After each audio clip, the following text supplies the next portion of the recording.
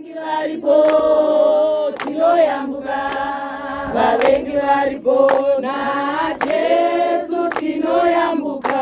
Amen. Taimba kasonge kuti tinoyambuka, vavengi varipo. Ndoda kubatsira mumwe munhu muzuva ranhasi. Uri munhu anotya kuvengwa.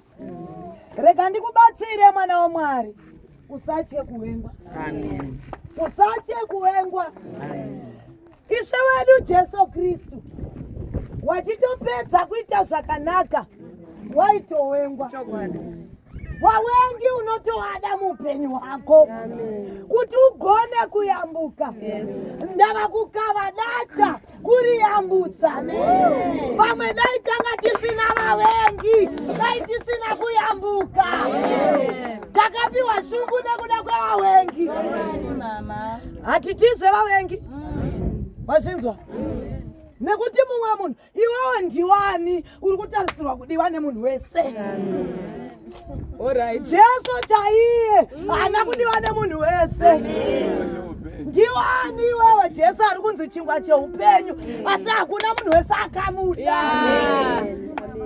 Usatarisire kudiwa nemunhu wese. Iyeye akatokuvenga aripo pakuisa paanother step. Vavengi vakawanda.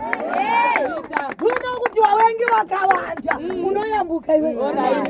Hauzotomboona kuti munhu anokuvenga anonzwa godo newe, anotanga kukutuka. Naiwe ndokuzira kupi? Naiwe unozwa kwandogara ndakambotaura newe. Vanhu ivavo ngavauye, ndivo vanoita kuti uyambuke. Dai Jesu akanga kusina Judhasi, dai usinofirwa pamuchinjikwa.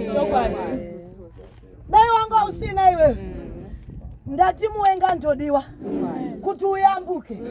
Wamwe chakakupai kunamata inhau yemuvengi. Asipo wakarara kumubhedho, usipo wakagarika. Kuwanda kwavavengi kukudira kwako. More devil, more promotion. More enemies, more promotion. More haters, more promotion. Vane godo varipo, iwe uchingobuda. Ndosaka ndati tinoyambuka, vavengi varipo tinoyambuka.